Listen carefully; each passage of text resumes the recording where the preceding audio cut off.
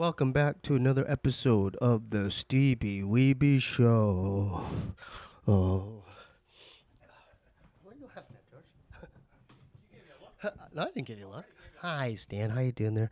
We got Mickey today, too. We got Mickey. Okay.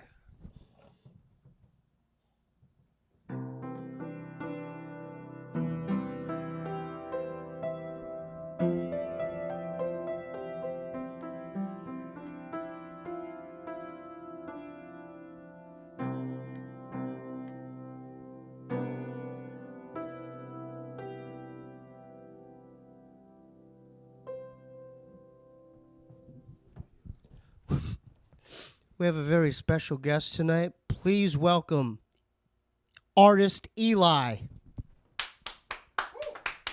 Thank you, sir. Thank you. Thanks for coming, man. That was a beautiful piano. Thanks. I didn't know what I was doing there. I kind of froze up. You know what it reminded me of, though? Westworld a little bit. Oh, dude, I'm a fan, dude. Me too, bro. You been watching that? Oh, yes. The samurai shit? Oh, yeah, we're at some samurai. Yeah. But wait, I didn't see the last one, but the week before, I was like, damn, that was sick. Oh, dude, it goes down. I can't believe you're here, dude. Oh, it's glad to be I'm tripping here, you're bro. here. I'm happy to be here. You don't understand. My homie Mestizo, in the 90s, I was living in Arizona. We're struggling. We barely had enough for a Fostex 4-track. Right. I was heavy into hieroglyphics. And he was like, nah, dude, hey, you got to check this out. And I go, what is this? And it had like this graffiti writing on it. And it was you and Grouch and Murs. Yeah. But I didn't know what you guys looked like or anything. But I heard it. I'm like, oh, these guys are crazy. But that was 1997 or 98 or something like that. Between 96 and Yeah. Mestizo, man. Yeah, that's my brother. You know him? He's a good dude. I haven't seen him in years. Shout out to Mestizo. Shout out to Mestizo. It's been a This long is time. his company. He Oh, has a has clothing company Oh, that's dope. called Heavyweight. Yeah. Good for him. But he's always spoke highly of you guys. He actually educated me on your guys' whole crew. Right. So from that moment on, I'm like, okay, I gotta pay attention because you guys were deep too. Wasn't that fun back in the days when you didn't know what people look like? Yeah, I you thought kinda you like- had. I thought you were a black guy with dreads or Yeah. something. Because you're like, because like what people don't know is he could. He's like one of the fastest rappers, like, in my opinion, on the West Coast. Yeah, so that's just my opinion. No. Yeah. That's fantastic. I think I listened. It was Sunsprayed, or was that one of those songs when you guys were kids? Sunspray. Yeah, we were 15 when we Yeah. made that. But Damn. what's cool is when you didn't know what somebody looked like and you just listen to their music. Your and imagination. Your imagination. You formulate what they are and and then you see them live and you're like, what? That's Yeah. not who I thought. And George was listening to you before you came. Oh, really? Cool. Cool, George. What were you listening to, George? What were you just Googling stuff? Yeah? Just random selection. Were you digging That's it or awesome. what? I mean, this guy could really do his thing, right? Thank you, brother. Yeah. Thank you, man. You gotta and then you just got back from Hawaii? Just got back from Hawaii. What are you doing over there? Grouch has been out there for 10 years. Shout out to Grouch. I'm a Shout out to big Grouch. fan of Grouch, man. Yeah, that's my brother, man. What I love about you guys have kept the integrity of just the music. You guys never like shied away from the integrity of like you guys held true to lyricism and the way you guys crafted your songs, and you guys have never lost that. Thank you, ever. brother. Yeah. Thank you so much. So shout out to Grouch. How many albums has he recorded solo? Grouch. It would 50? have- Nah, but No, like 50. 50 minus 40. You and him together, 50. Living Legends, him and I, all the shit together. Yeah. It's around 30 something like How that. do you guys? 30. How have you guys recorded so much music like over the years like that? It's just when you just love it so much, it's not a thing. Yeah. Like it just pours out of you. Something I'm super grateful for, bro. Yeah. because There's a lot of people. That's that, what motivated me, because me and Mestizo and my other homies, we were actually just checking you guys out. We're like, whoa, you guys already had. I think Murs had his own solo albums, Right. And then you had your own solo. Scarab had his own, and shout out to Sunspot too. Yeah, big sunspot. Because I used to go to CVS, and I never like wanted to bother him, but and Fresh and Easy, when it was up there, and I used to always see him in there. Yeah. And I would just look down the aisle and I'd be like, oh, that's Sunspot.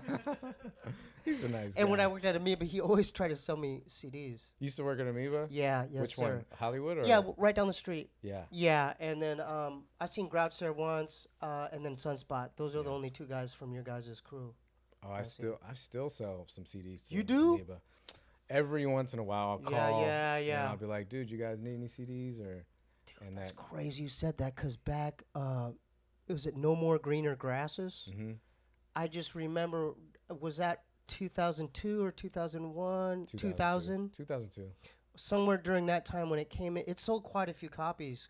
Because I remember I was a cashier. I'm like, oh, these guys are selling another one. Yeah, that's awesome, Yeah. man. So That's that LA love for sure. Yeah. And So- Amoeba. I mean, just. Shout out to Amoeba, even though they shout out fired to me. Amoeba. Oh, that's nice. No, I deserved it. I had I wasn't really doing my job. Are you excited? Eli's here? Yeah, I'm definitely. Yeah. Well, I mean, you're into this kind of music. Yeah, I just love music in general. Okay. sure. There's maybe like a couple genres that just aren't made for me, but I think just in general, yeah. I'm very similar mindset. To Yeah, him. yeah. So, man, like you just dropped a new About to. You're about to drop a new About to drop a album new album. called Last House on the Block. Yes, sir. And I got it right away. It's a concept album. Kind of. Well, that song kind of hit home for me. Obviously, you would 'cause understand I'm that in metaphor. recovery too. Yeah. Because it's a metaphor that I've heard in the rooms of Me recovery too. for a Me long too. time. Mm-hmm. Like we hear it over and over. This is the Mhm. last house on the block. Last house on the block. Mm-hmm. But the metaphor makes sense, and it's like, it's literally describing, yo, we've done everything under the sun, and the only thing left besides this last house on the block is jails, institutions, or death. Yeah. A lot of us have been to jail and are in the room, Yeah. or been dead and That's brought back. crazy. Anyway, so it's definitely a metaphor of That's what's it's a up. recovery-based metaphor. Dude, for it's sure. melodic too. Like, did you sing the chorus too? I did. That's what's up, man. I wish I could actually sing. Dude, but- it sounds good. Thank dude. you, brother. Thank you. What, have you heard the single? Man, what are you guys doing? What are you guys doing in here? It's still new. It's They're still trying new. to catch up. It's like Yeah. Eli's here right now. You can't research now while he's already here. But it's funny, dude. Like, Guys. I'll sing the way I sing in the Dude, studio. that's what's up, dude. But then when I perform, I'm Yeah. still a little shy about singing in front of people. Like, You are? I'm like, Yeah. No. it doesn't come out all the way. I'll be But like, dude, yeah, when you're this. rapping, it's so just Well, that's just. precise. Thank you, brother. Yeah. Thank you. So how long have you were, I look at you and Mystizo the same. You guys are like kind of like phenoms to me. Oh, Because you guys were like young, like real young. And you guys just had already developed this style. Right. So like, did that come in like junior high? It came in junior high. I met Scarab in 7th grade. 7th grade. Before he got there, I had been in my bedroom with a boombox that had 2 tape decks. And I would pause record, Pause tapes. I Yeah. would find samples and then loop them, or I'd take pieces of beats off other people's albums. And I loop. Then I put that tape in the other side, push record with the mic that was on the boombox, and I'd record myself rapping over those beats onto the boombox. That's what's up. And that's what I was doing. Nobody had heard me rap. I shared it with like one friend of mine at school. In middle school? It was 6th grade, Yeah. 7th grade. So when Scarab came to school, I was like, who is this dude? He just stuck out. He was different. He's like a kid with dreads and glasses, and the dude just had a style. And I'm like, who is this dude? And he's the first guy I ended up rapping out loud to on the back of the bus, like both of us rapping. I'm like, figured out like, oh shit, I rapped out loud and somebody likes it. So I'm like, So he was peeping you out. yeah. So he's like, man, let's. 6th and 7th grade, dude. Yeah, we were kids, man. That's My voice crazy. didn't even change yet, dude. It was like, Yeah. and My voice never. It always stuck that way. I still have the high pitched voice. dude, I used Yeah. to hate the first day of school. It was around 6th grade. People are saying, calling out names, Eligh, and I'm like, here, still. And all my friends, Randall, here. I'm like, God, man, you changed voices already? Yeah. Well, It's not fair. what school would you guys go to? I went to 32nd Street USC Magnet School. Damn. LA. Adams and 32nd, right across from the Shrine Auditorium. Yeah, you guys are from LA then? You guys are Yeah, from LA. I grew up in Echo Park, and I was Whoa. bused down to USC. I mean, it's South Central, right by the Yeah, Shrine yeah. Auditorium.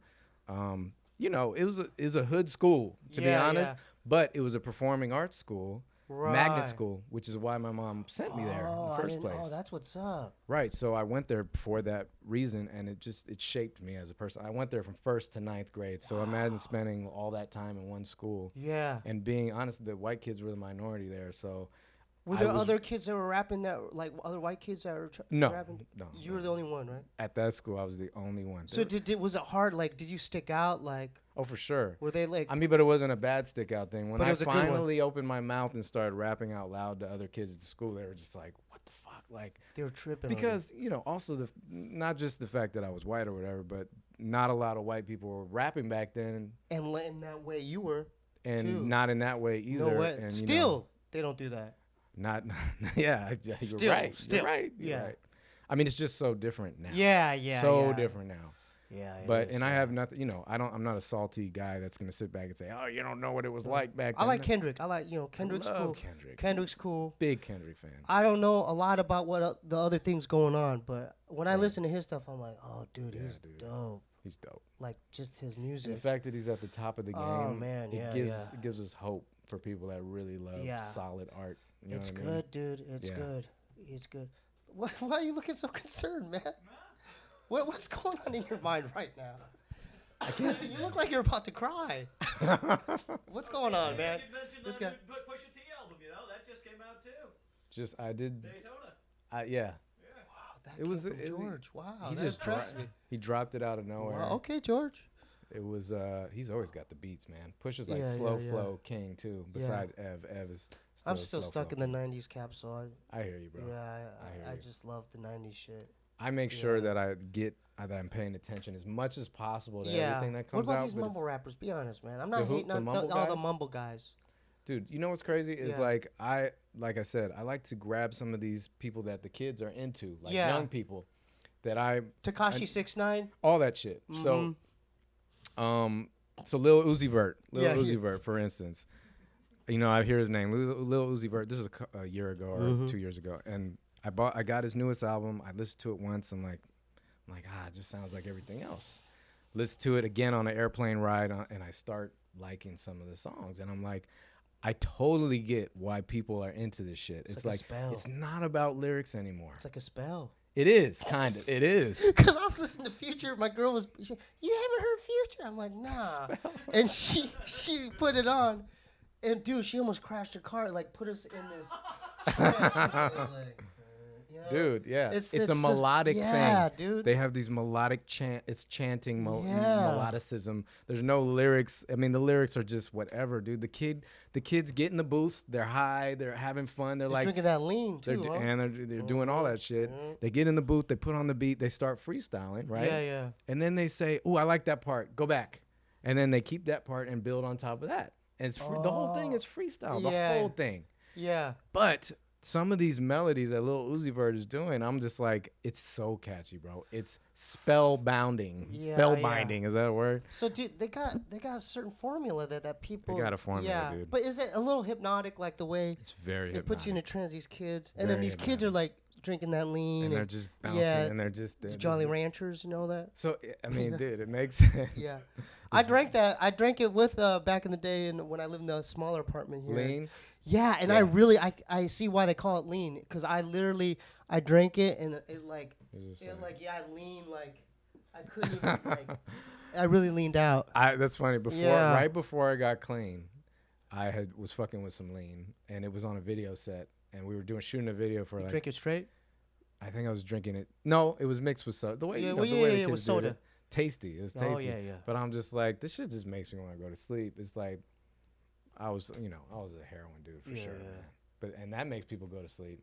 But Yeah. not me. I was like happily awake for sure. You could do music. You still did music even. Still back- did music. I never shot it up or nothing. I snorted it, smoked it. Yeah, yeah, And yeah. it's all started with one Vicodin. And then I ended up with China White at the end. You mentioned that in your lyrics, I think. Don't Oh, you? yeah, yeah, for sure. Yeah. And this last house on the block. fully. Yeah, yeah, it's I one of the caught that. things I've always been like super proud of the fact that I was able to get out, Yeah, and I want to turn around and share it. that's what's up. It's not man. like I don't want anybody to know that I was a fucking addict and fucking up, and I'm Yeah. still an addict, 'cause you're always an addict. Yeah. But you know that I was How, using these. how many years you clean? 12. I'll be 13 in October, God willing, man. 12 years. This man with 9. 12 years. Good 9. company. I'm going on a decade. So fantastic, bro. God bless. Yeah, If, you know, God God willing. willing. God willing. God You willing. know. Hey, I mean, I've always wanted to ask people, because you don't meet a lot of people with like the same amount of sobriety time. Because I remember when I was first getting sober, I couldn't do music anymore. Like I had to like retrain. For how long?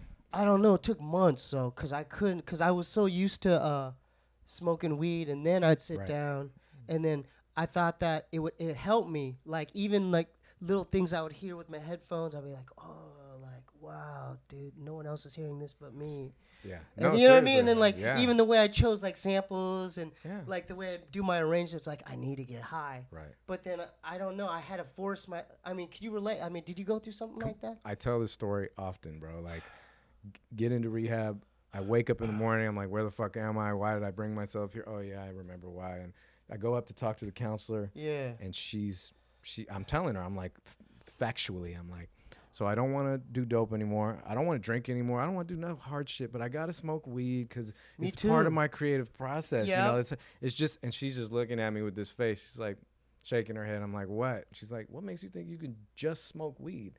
I was like, I'm sorry. No, you're done. You're done. All right. And I knew in my heart when she said that she was was right. exactly right.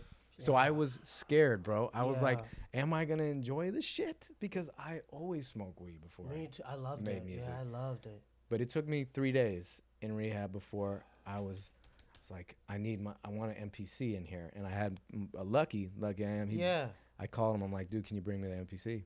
He brought it in 4 days clean. I was making beats and I'm like, this comes from somewhere else. My desire to create does not come from any weed? outside element or influence for sure, dude. All right, so like you kids are watching this, you don't need marijuana.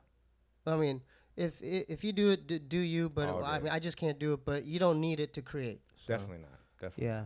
Is there any other there's like any other tips for these kids, like as far as As far as drug like use. stuff like just the be creative careful. the creative Uh, process, or if as far as drugs and creativity, or yeah, well, just to give them a couple like just some advice maybe.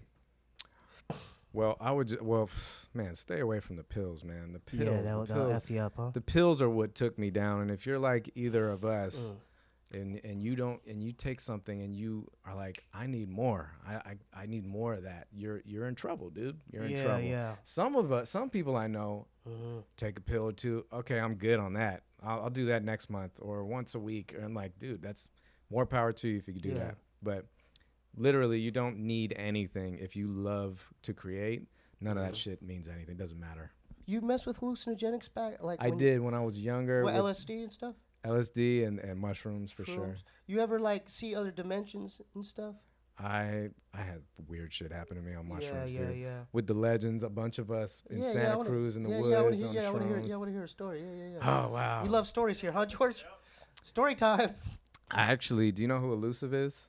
Elusive. Yeah, isn't he like a producer? He's a producer. He was a Yeah. part of Log Cabin, which was my crew. When I'm we a were fan young. of that. It was Radio and Active in that too. Radio and Active, Dude. Yeah. Tell them about the song you guys did.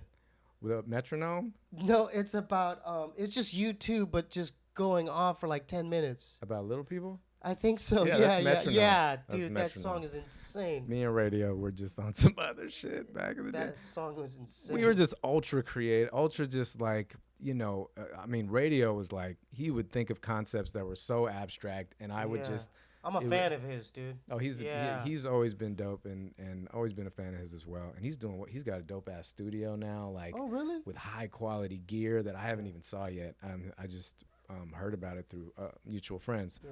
But anyway, Elusive Yeah. originally was a part of a crew with Cool. Radio and Tom's TS. Was Gino in that? Was Subtitle in that too? He was. I kind of want to say he was. He wasn't, but Okay. he was like. I mean, damn near. He was Yeah, like. he's in the family fam. everywhere. Yeah, Yeah. he was in the family. Mhm. But Elusive, He lived in the Bay at one point too. We all moved up there. As Merce and I were up there. Elusive moved up there with his brother. You guys live in the same house? No, well, not Elusive. He lived in Oakland, like yeah. you know, minutes away. He used to sell the most dankest weed, the train wreck shit that would just knock you down hard, and shrooms. And I remember we met up with Elusive. It was me, Lucky, Picasso, Grouch. That might have been it. Just us. How old were you guys? Okay, I must have been 19. Okay.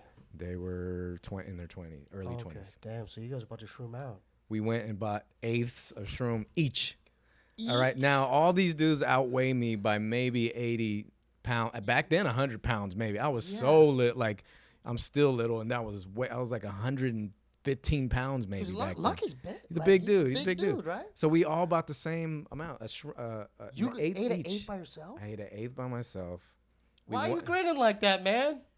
He knows. He was like, something bad happened. Like, are you all right? Okay, you reminiscing on your own? Okay, keep going. All right. And dude, I'm like getting anxiety listening to you. Dude, I about know. to eat an eighth. It gives me anxiety as well, man. Just didn't know what the fuck I was getting into. I mean, I'd taken shrooms, but I was like, not an eighth to the head. And we ate them straight like yeah, we Doritos? just ate that shit with orange juice. Somebody had a car. They dropped us off. We had a show in Santa Cruz this night. You were going to perform on shrooms? We got driven up to Santa Cruz during the morning time. We got to Santa Cruz probably 1 in the afternoon, maybe noon. We get dropped off in the woods.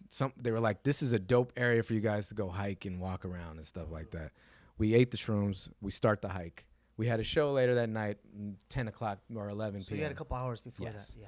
So we start wandering, and here we go trekking through the woods, and the first funny weird shit that happened is Picasso all of a sudden is just like, fuck this trail shit, and just takes off up through some unmarked non-trail area, and we're like, okay, we start following him, and somebody gets up the hill, and you just crunch, like this weird crunch, and all of a sudden it's just,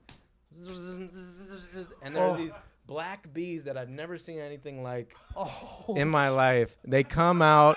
Everybody's running like typical movie shit. Just yeah. Everybody gets stung. I got stung on my neck. I got stung. And in my head, I'm like, my sister's allergic to bees. Am I allergic to bees? Am I going to fucking die? Like, she can die from bee stings. We get to everybody's like, okay, I guess they're gone. Grouch is like, did Grouch get stung? He was laughing at everyone. You motherfuckers got stung. I didn't get stung. He gets stung right there. Just like a movie, bro. Everybody got stung. The journey continues. We keep walking. This opens up to this big-ass field. It's beautiful. Start feeling really high. Just like, wow, shit is moving. People's voices are sounding different. I'm not recognizing my own friends all of a sudden. Like, who the fuck are you? Where are we? Oh my God. I start tripping really hard. Yeah. I wander off by myself into this like covered tree. I don't know what you call it when it's like a hallway of trees, but I went under there. I laid down and I said, I'm gonna die now. I'm going to die. Like, that's how you I felt? took too much. I'm dying. The world was just doing like just shifting. I remember it all, dude.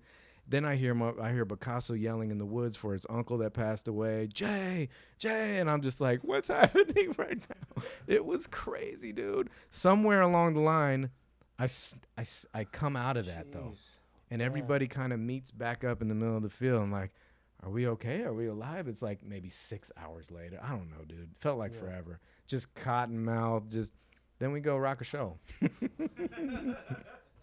And that was a show I saw. Somebody got slapped on stage. How did you remember the songs? And I don't remember if I did, honestly. It's an icky kind of feeling when you come off of something and then you got to go on stage. I learned, I was drinking, how you guys, any artist could do that. I've always tripped. I saw the Beastie Boys, Cypress Hill, and Rollins Band in the 90s. I ditched wrestling practice to go to that concert. And then Mike D, or one of them's like, don't mind us, we're on shrooms. Oh, my God. And I was just like, how? I was watching. They did a great performance. They're doing their routines. And I was like, what the fuck? Dude, some people just. How the hell are they doing this? You know, I think like after that, I never messed with hallucinogenics again. It was not my thing, dude. Yeah. It took me too far. But Grouch and Picasso, like, they'll still mess with shrooms and not big amounts. They'll drink some tea. Microdose? Like small doses, and they'll go out and have a ball. They love it, dude. It's just, for me, I'm like, well, I'm obviously clean now, but even back then, I'm like, no, thank you, no more of that. Yeah, I'm good. yeah. That's too far for me. Wow, I love Yeah. that story, man. It's pretty. Yeah. It's pretty. You got another one like that too? You got another one? Oh, actually, like yes, with the I crew? do. I have another shroom story. Yeah. Or any other story. We love stories here.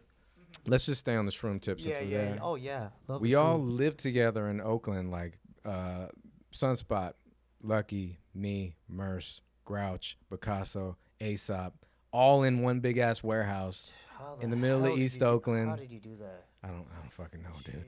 How many There was a lot bathroom- of fights. There was a how lot many of fights. bathrooms? One bathroom, which eventually George, one bathroom. One bathroom. Jesus. Eight dudes that are all in their early 20s, late teens, Yeah. and making music together, fighting. Like there was a fight, somebody smashed the bathroom door down. There was no more door in the bathroom, so there was now no door, and 8 of us. Well, Arata lived there too, so there's another guy there. Oh, One he's that day- Japanese rapper. Yeah, Japanese. Yeah, fan. I like that dude. I haven't seen him in a long. Shout out to Arata, man. Man, Arata. That guy, man. cause all of our Asian homies were like, dude, the legend's got an Asian dude. I'm like, really? Yeah. I go, and then but he rapped in Japanese. In Japanese. And then I'd always just listen. I didn't, cause I'm Korean, but I listened to him. I'm like, oh, that's tight.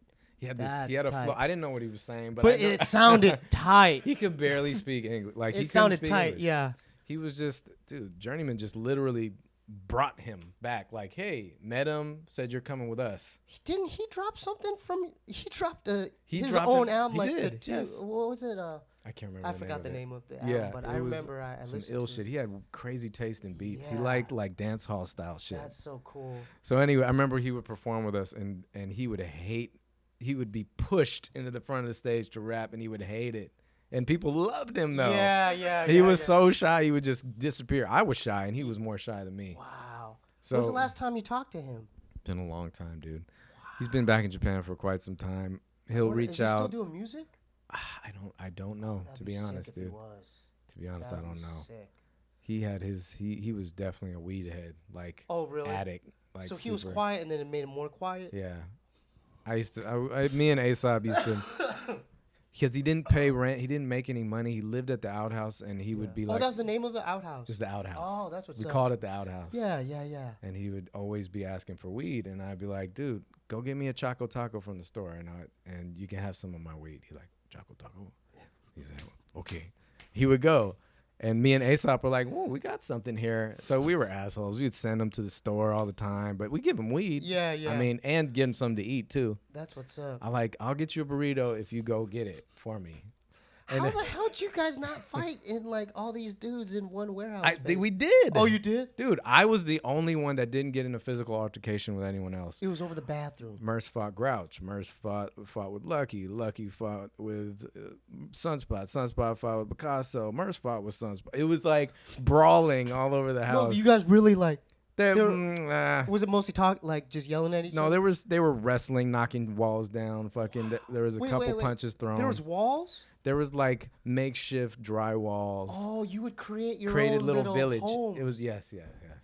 That's insane. In a big ass room, like it was huge. So huge. wow. So I would, if you guys lived in, you'd want the corner, right? Yeah, so you can have cement on your. You could your have that, at borders. least that corner. Yes. Is that what you like? Were you in the corner? I was a squatter, man. I didn't even belong there. I just kept coming over like a cat, like a let me. And eventually, motherfuckers just gave up. I'll let Eligh sleep on the couch, and then eventually, like somebody moved out, and I took their spot. Oh. And, you know, I at that point I wasn't making any money yet. I was just learning the game from the journeyman. Like they told me, look, you take your art, you take it to Kinko's, you copy get a bunch of copies, you cut them out, you buy the stickers from the store, and we got this tape dubber, and then I wrote out each individual thing on the sticker, and it was like Dude, they were that's hard work right there, from man. scratch, dude, from scratch. Isn't that a trip? Now you just boop, put it on the internet, I boop, know. it's there. Is there from creation just out, and I still have like a lot of people have the desire to have a physical thing in their hand, but most of them are from a different time zone, man. I mean, it's just No, I want to hold it and read the liner notes and all that stuff. and it's still about art to me. Like I want the whole package to be artistic. I want it to all resemble or have some kind of effect on somebody. Just instead of just like boop, throw it up there. A lot of people They don't even buy. I mean, iTunes is gonna be gone soon. It's just gonna be streaming, Just all streaming. And I stream. Yeah, I mean, yeah. Do you guys stream? Like, I mean, that's honestly my main way of Dude, listening. It's a trip now. The only time I buy is when friends come out with an album I want to support. Like, Of course. yeah. Like, so as far as like how'd you learn production then? Grouch taught me how to use this ASR 10. Okay, explain to the viewers. Not everyone knows what that is. What is the ASR? Is it something like that? ASR 10. I mean, it's a keyboard. It's a keyboard. But it was a keyboard sampler with. That's a sampler too. I don't even know how to use that thing. Oh, really? That's Damn. my homie Aces. Yeah, he's like, Sick, here you go. dude. I'm like, Yeah, you're not it's gonna teach me how to use it. it was one of the top of the line sampling keyboards. So you can back sample then. on the keys. You could sample on the keys. It had really high quality, like. You can sample a whole breakbeat on a key. Oh, you could sample 2 minutes worth of shit on One key. Yeah, for sure. So you can And- sample a whole break on just one, like C. Yeah. And then you can either have it play all across, or you could sample different shit on every single key if you wanted to. That's the shit. And then there's like there's 8 channels, so you could have like tons of samples on one. Are there beat. filters? Can you put filters on There's it? a whole bunch of filters, effects. It's a really dope machine. It still sounds great. Do you Like, still use it? I just got mine repaired recently. Yeah. And It so must be good if you're repairing it in this day and age. Oh yeah, it's a classic piece of gear. I don't wanna like. Yeah. I want to keep it working. So I've actually put it back. I brought it back up and started messing with it and was loading old stuff. Yeah. But it has one thing that's really shitty about it. Go ahead, say it. And it does it randomly. Mine does at least. Every once in a while, you'll be making a beat. You're into it. You're like, damn, this is good. And all of a sudden, you'll hit a key and it'll say reboot. And it'll just erase your whole shit. And it's just gone. I mean, you just lost What it. if you had a good beat on It's it? gone. Oh bro. my It's god. gone. I've literally like Jeez, that collapsed must- on the yeah, keyboard. Oh, yeah, like, yeah. oh. So like, that's why I don't it's fuck with it, frustrating. bro. Yeah. That's what I started messing with Ableton and started using Ableton. Yeah, I was just gonna say because everyone's on Ableton now. And Ableton is a beast, man. You could do a lot. So what could you do on Ableton? Oh, so just So what is it? endless shit. Explain to the viewers what is Ableton. Ableton is programming. It's a place to make beats and record on your computer. It's a Okay. program. Ableton's a program. Is it a recording? Is it a production? You do production on You it? could do everything. You could record vocals and you do total production. You can perform. A lot of artists perform with Ableton. They have different pieces of outboard gear that you can use to perform with. It's you have it amazing. used on your computer, your Mac? Yeah, Oh, how much is it?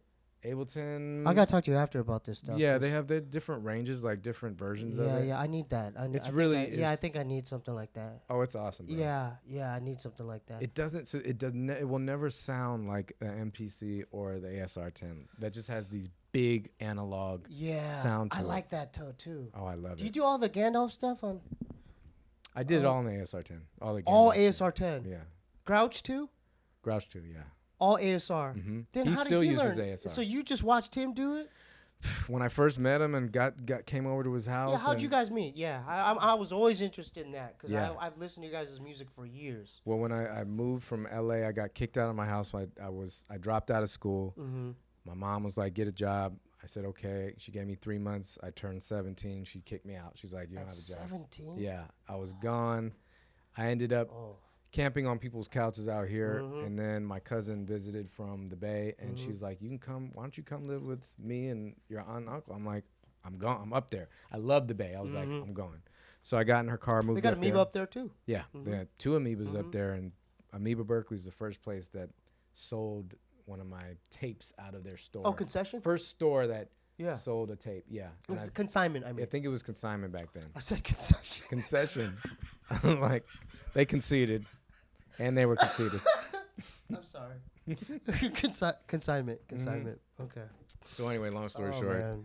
I live with my cousin and my aunt and uncle. But that's cool. You're out of the, you're in a new place. New place on my own, so to speak. They wanted me to get a job too, to live Right there. away. But I tried. I made up some bullshit fucking resume and was going to the Gap in Berkeley and like, hey, I was. a little I kid still with love the Gap. dreads Yeah, and, yeah. like, Hell yeah. big ass pants and like, nobody I didn't have any real Yeah. It's work. I never worked. I never had a job. So anyway, Grouch's friend from childhood was dating my cousin. Oh, that's and- weird. And so that's how I met him. I mean, he lived with my cousin pretty much at the same house I did. And Grouch would come over. So you was dating your cousin? Yeah, my cousin. Oh. Yeah. That's crazy. Hey, keep going. And so anyway, one time there was a party and it was my cousin's boyfriend and their friends, and I was there, and Grouch came through and rapped at the party. Like he did a song at a house party, right? Oh, he did? And I remember him he just looked so cool. Like, I'm just so cool. And he was just like, did this song and bounced. I'm like, what's up with this dude? But before that, I had heard his tape, Don't Talk to Me. I still listen to that. Just came out. I still listen to it. And I was blown away by it. I Dude, was like, was this dude is dope. That's a dope album. And he was a kid, man. I mean, that was his first thing he ever put out. I just can't believe that. Yeah, that DMV song about his car troubles. Mm-hmm. All the beats, he made all the beats. Oh, my God. And it was so I was already like, I really want to work with this dude. Yeah. And so I saw him rap. What stood out, his flow? Because when I heard his voice. His voice. Yeah, the voice, the beats, and his flow. All of it. He was doing it at like always on. 19. Yeah. Yeah. So I was like, man, I want to work with this dude. And eventually I manipulated my way over to going to his house. He had a studio in his mom's basement. The SR10? And he had the SR10 down there Back on the then. 4-track. Yeah. Wow. How did he know how to get it back then? Like, how did he know that was the thing to get? I never asked him that, but are you glad that he had I'm that? so glad he got that, man. Yeah. And the first day I met him, I went over there or hung out with him. I went into that basement and he was like, I was like, how do you use this shit, dude? So you went right to the keyboard. Right to the key. I was just like, oh, where did you get this? Was he like, hey, don't touch it, man? He was probably annoyed. Honestly, he's like, oh, God. Oh, because he was older than you. He's a little older than me. A couple years older than me. Back then, it was more. It felt like more. Yeah, because you're a kid. Yeah. Teenagers. Right. Yeah. But he gave me some quick lesson. We made a beat together. Shit that I wanted to sample. What were you guys sampling off of? Records? Records. Sampling off of vinyl. Okay. We made a beat, and then we made a song. And that song, it just doesn't exist anywhere, I don't believe. But I still remember it. I can hear it in my head, and I would love to hear it too. Yeah. So we made the song, and then after that, I just kept like a cat, man. Kept coming over like, feed me. Yeah. Let me come. He fed the cat. Now I'm just in the basement all the time. Next thing you know, I'm living in his basement with him. And Lucky was living in the basement with his girlfriend. And Merce started living. We were all in his basement. You guys lived together in his a lot. mom's basement. Yeah, we did. It was not big enough for that amount of. It was a like big this ass size? basement though. It was like No, this it was bigger than. It was bigger? Double this room maybe. Jeez. Or 2.5 of this room. Yeah. It's a big basement, dude. It was big. So it was one that had a sleeping bag in the corner? I was on the couch, sleeping Yeah. bag on the floor. He had his bed. Grouch had his bed, and we were just smoking beaties, smoking weed. Yeah. And just I remember creating. BDs. Yeah. Fond memories of beaties. You guys remember BDs? Anybody smoke beaties in here? They're cigarettes from India. Mm-hmm. They're really thin. They look like little sticks. cinnamon sticks. Yeah. They're really tiny and skinny. And we would love them. They were so harsh. And and literally we It's hard to fiended inhale. for them. Yeah, it's hard to inhale those things. We fiended for them. Yeah, I smoked those till I They was came in a little roll. They had like little pink pack. They had like a dental floss thing. on it. Mangalore Ganesh with a little dental floss around it. And we used George, to you remember them? I think so. Just barely. I never smoked them. You could get them at like smoke shops and stuff. They were bad. They were so bad. So you guys were into that. You wake up in the morning literally fiending for a beatie. Like, damn, dude, I'm out of beaties, and I always know where Grouch kept his beatie butts. Because, you'd smoke one down and keep the rest because it was good all the way down to here. They're about this. They're like a toothpick. They're like They're this like long. this. Yeah, like that. And he would keep them under the ASR. So I'd wake up and I'd look and be like, yes. You stole my beatie butt, man. You get mad over that? Yeah, you get mad over that. Oh, man, beaties, dude. Oh, yeah. So, that's but- 90s shit. And right there. dude, we were together for a month, and we were already calling ourselves a name and like recording so much stuff together. It was What just were you guys recording on? Like you have a 4-track. 4-track? A tape 4-track. Tape 4-track. You guys did all those music All on a that. There's tape an album that 4-track? we put out called "Crappy Old Shit," the Living Legends That's a album. good album, dude. That's on CD all, now, though. That's all the first songs we ever did in that basement are all those songs. Wow. So like for me, when I listen to them, dude, it takes me way back to that fucking basement. When's the last time you heard those old songs? I've been recently listening to them because I made a long ass Spotify playlist of the history of me, so to speak, and I went through everything and it turned out to be it's 300 something songs in there, and it's just picking songs that I like from albums or whatever. Is it Hopeless Romantic in there? Yes, I think I put that in there. If 3MG is even on Spotify, I don't know. I like that song. Yeah, I like that song. That's good. Man, that's good stuff, man. You guys have bro. recorded a lot of like A lot of classic, good, just stuff like without all this technology. Right. Because we're talking tape 4 tracks, Right. and these guys. So was it easier living with these cats, or would you guys just create all the time? Like you wake up all in the the morning, time. That's all we wanted to do. And it's like, just make music. yeah. So there's just- notebooks everywhere. And Just shit everywhere, and somebody would Grouch would make a beat, and I'd be there. Maybe Aesop was there, and all three of us would make a song. Or I come in and Grouch already has 2 verses. I'm like, dude, let me do the chorus on this. Or it's just whoever was there, we were creating together. Wow. And it was it was a magical thing. It was such a free feeling to be doing that at that age. But yet I was starving. I wasn't making money yet. But you were about to.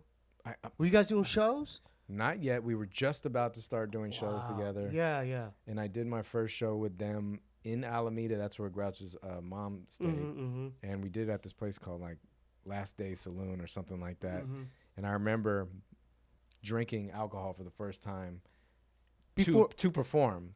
Oh, because of the nervous jitters? and drinking it and thinking, oh, this is great. I'm fucking ready now. Like, and that was the beginning of a long downhill slide. Yeah. We used to do that too. Yeah, and so you imagine. Couple beers.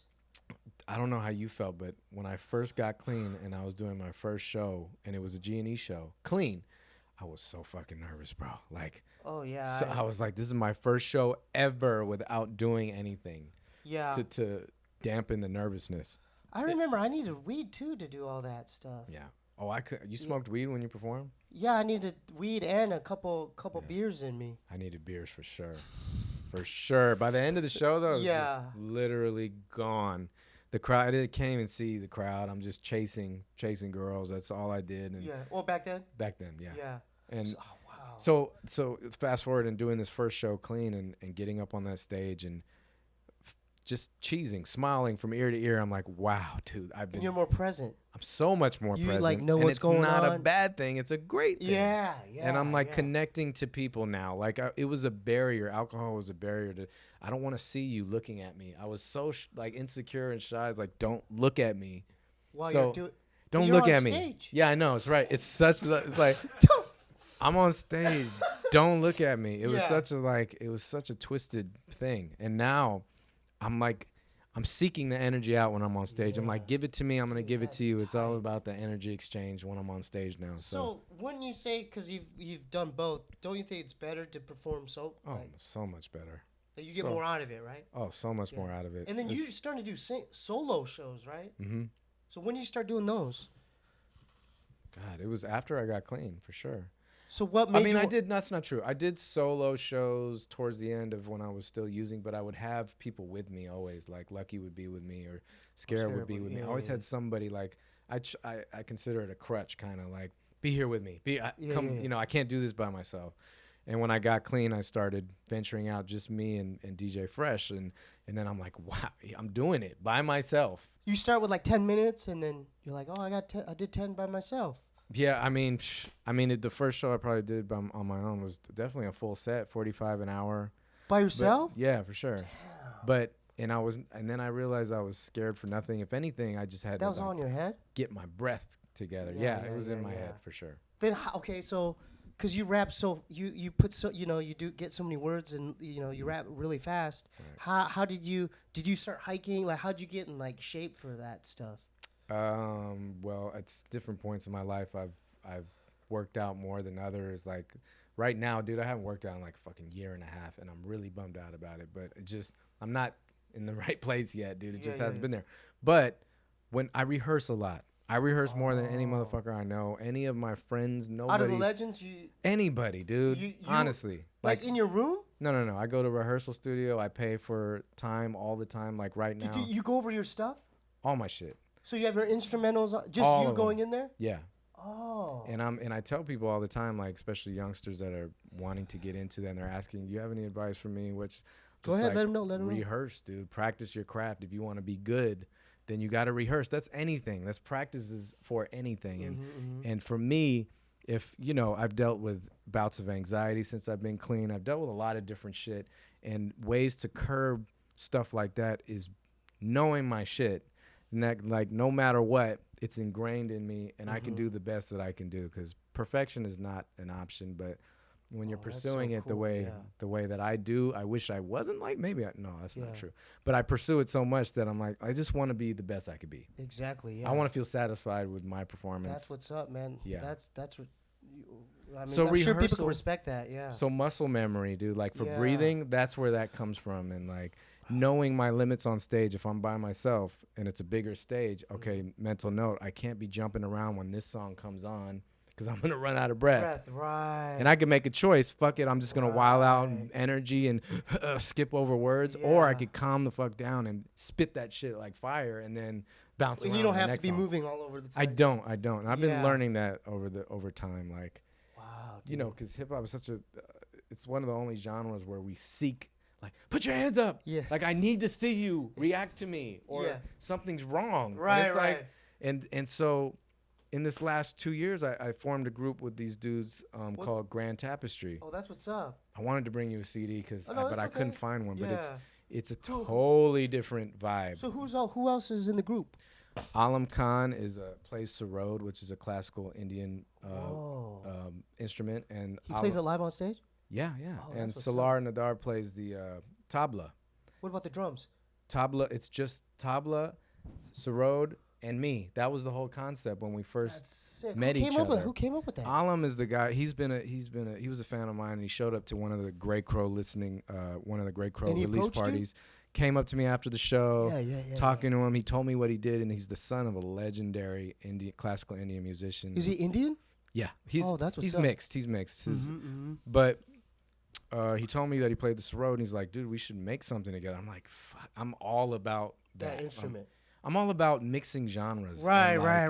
Something different. Something different. I'm You're always used to- pursuing that. Yeah. If anybody follows me, they kind of know that I'm always reaching to do something different. So when he told me that, I'm like, hell yeah, let's do that. And so it started off as one song, like an experiment. And it's literally classical Indian music. It's just there's no sarod, drums. tabla or drums. And Oh, it's tabla. Okay. Yeah, hand drums. And both of these guys are masters, dude. They're so sick.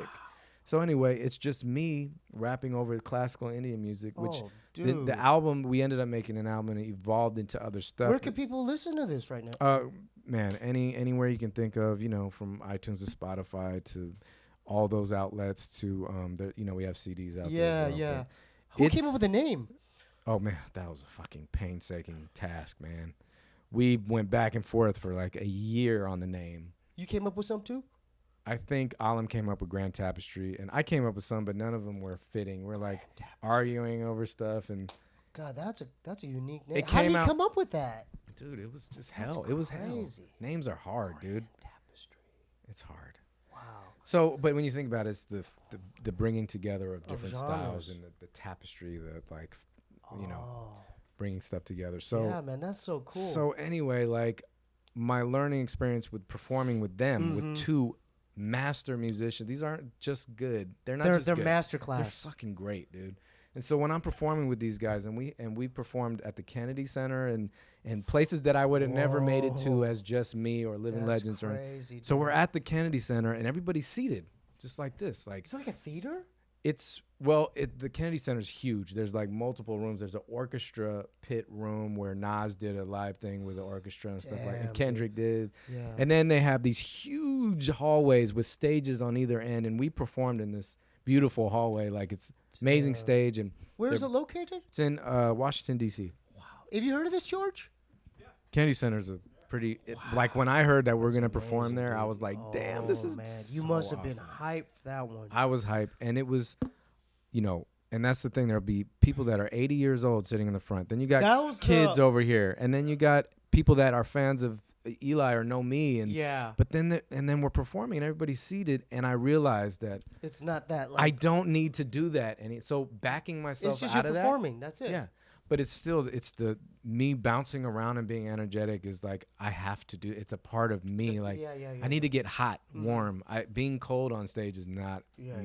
So anyway, it's been a learning experience, like performing with these cats and in front of seated audiences and doing different stuff. Crazy, dude. So it's that's just, exciting though, man. That's it like is, a whole different. It's that's a whole different thing you're doing. whole different thing. Yeah, it's dude. just like the constant growth in life, like always pursuing growth in every way, which is not always fun. It's painful a lot of the times. Yeah. As you know, like being clean as long as you have, you probably dealt with some shit. Yeah, like, I mean, I've made more mistakes probably in sobriety than I have, you know, when I, you know, and I can't blame it on, I was faded. Right. You know, I have to own up to it. You exactly. know, so. But that's crazy, dude. That's inspiring for those people who like who are listening to this. It's like you don't have to have drugs and alcohol. This guy, I mean, we're both clean and sober, and we're still, you know, I still enjoy listening and creating music, and you're like pursuing, different avenues of music. Are you touring soon with them or with Grouch or the Legends? Everything. That's what's crazy is about. I've been so rehearsing. many things you're doing. I'm literally. I made a huge playlist of all instrumentals from Grand Tapestry, Grouch and Eligh, my solo shit, and I've just put it on shuffle, and I'll just let the computer pop shit up that I'm like caught off guard by and be like, oh shit, and it just gets my brain like going sharp. like if it's live, like you'd have to perform it or something. Right. Well, just knowing that I have Grand Tapestry shows coming up, I have Grouch and Eligh shows coming, I have solo shows, so I want to know I want them all to be fresh. I don't. If I'm not careful and I'm just practicing Grand Tapestry, I'll throw on a G&E song and blank, be like, because I've just been concentrating on one group. So I like to keep them all. Yeah. Do you guys have like a manager or like a booking agent? Grand Tapestry? No, just you, like the Legends or you, or how do you guys get all your shows? Bro, dude, I have no booking agent right now. I have no manager right now. Really, dude? Yeah. I for sure was convinced. I'm like, no, those guys got bookers. We've had them on and off over the years. Yeah. And right now I have none. And how do you get all these shows? Well, I don't have a ton of shows lined up. I have a list. I have a album release party at the Roxy on July 14th. Okay. I just hit up. I performed at the Roxy a lot, so I just had my boy hit him up and book it basically. Yeah. And besides that, I have a Grand Tapestry show and some G&E shows, but Grouch booked those shows and Grand Tapestry, Alam booked that show. So I'm just kind of floating right now as far as I'm waiting for the right person to come say, hey, E, I believe in what you're doing. I think we can put you in front of all these different audiences. Yeah, dude, because you already have the fan base, like not only with the Legends, but with this Tapestry thing and you and Grouch. I mean, you already have the clientele. So I'm surprised you guys, I was convinced you already had one. I'm like, no. Not right now, dude. Wow. I mean, would you want one? Like, because that's a headache, right? Like, because it's hard enough creating it, right? I would love somebody that really cares about what I'm doing. It's about having somebody that actually gives a shit. If you're not the biggest artist on their roster, do you care about me really, or are you just like, you know, you can be on, like I'll throw you a bone when I find it for you. Like, I would love to have somebody that actually believes in what I'm doing. Would you want to be touring more, or doing more shows, or do you enjoy the creating the music? It's a catch-22 because I think performing and touring is the hardest part of anything I do, and being on stage is the great moment. But everything that leads up to it, it's hard, man. It's like it's real nerve-wracking. A lot of it.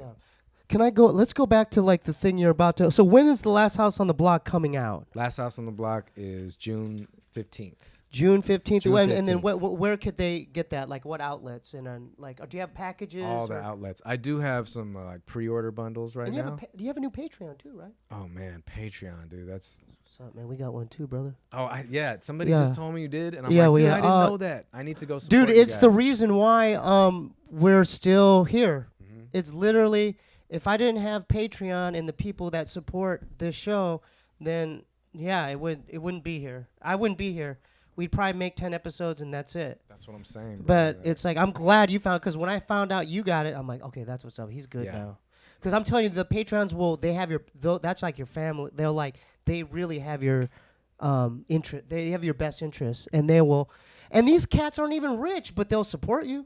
dude, it's like $1 a month, $5. Yeah, a month. yeah. Like, I'm not even tripping because like one guy might do like the $50 ones might like drop down to $1. Exactly. But I'm not mad. Nah, man. I'm like, I just don't want him to leave. That's my thing. yeah, I'm like, yeah. bro, if you can't afford $10 this month and you drop down to $1, Yeah. that's all good. Like, And you have creative packages. I want to talk about some Oh, yeah. like the ideas of your Patreon pack. Like, how'd you discover Patreon to begin with? I discovered it through Gift to Gab, Black Alicious. Oh, I'm a big fan of that. He's a friend of mine. Yeah, I love his music, man. And I learned Quantum. about it. Yes. Yeah. Quantum Records. He's been doing it Patreon for about a year and a half. Yeah, good for him. Yeah, and I He's been doing it for as long as you guys, right? oh yeah, longer. That guy isn't he in his 40s I was in high school and I heard 40 ounce for breakfast. I love that song. And I remember walking down the street like, oh, this is dope, dude. Who's this guy? Yeah, So I was still, it was for me putting anything out. Yeah, here yeah, and Gift the yeah. Gab and Black Alicious. So I learned about it through him. When I freaking learned about Patreon, it was like fireworks went off in my head. I was like, dude, this is perfect. This is what I've been searching for that. Been searching for Because that. I was following you guys. I'm like, oh, he's because you know, Right. like you're doing it on your own. You had like creative art packages Yeah. mixed in with your music, and I'm like, Right. okay, it makes sense that the Right. Patreon. You know what I mean? It makes sense. It was so perfect, and so I really took about a year to set it all up and form the packages before I opened the doors and started letting people know about it. And I figured I really got some game from Gab. He's like, dude, it takes a while to build it up. You like in my mind, I'm thinking, oh, it's gonna be the great after 1 month. It's like, dude, no, you got No, it's not like it's that. it's a long game. It's the long game. Yeah, we want this to be for the rest of our careers. Yeah, exactly. And he's like, you got to stay engaged with the people, or you got to, it's really like a full-time job. Yeah. And I was so down for that. And literally, it was funny you said family, because that's the vibe I wanted to set. Yeah. I was like, I even came up with like a hashtag or whatever, like Crow Family. I wanted to call this is That's what's up. my Yeah, Crow yeah. family. Like, we are family. You support me, and I support you. I feed you art that no one else is gonna get. You'll be surprised in a certain one of your fans, like at least for our show. This shout out to Nathaniel. He makes stickers for our show. I didn't ask him to do that. Cool. He does that on his own. Yeah, And he was like, remember, he was like mailing it to our PO box. I'm like, that's cool. it's amazing. Dude. So your People who follow the Facebook, yeah. Yeah, that's amazing, man. yeah. So and he created a Facebook fan page for the show. Oh, that's dope. See. So your fans are gonna start doing. They'll make stickers. They'll Yeah. do all kinds of stuff that you won't even. You'll be surprised. And it means so much to me. Like every time I see somebody pop up, oh, so and so pledged $1 a month, $5 a month.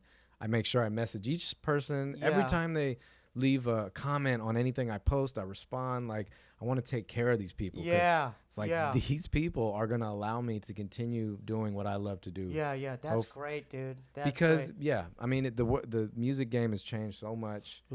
Streaming does not pay artists what they should Right. be getting paid. But the thing with Patreon is like you could put your like you do exclusive songs yeah, only for your Patreon. only for them. So that in itself is like it's a rare thing that they get private access to like rare stuff, Exclusive shit. yeah. exclusive stuff. So, how could these cats find your Patreon since it's your Easy interview? it's patreon.com/Eligh, and it's as simple as that, man. And if anybody out there knows about my music or art, or in a fan in any way or supporter in any way, it's just the next level. Can I show the art you gave us? Oh, and sure, stuff? for Okay. sure, man. Yeah, keep talking about the Patreon.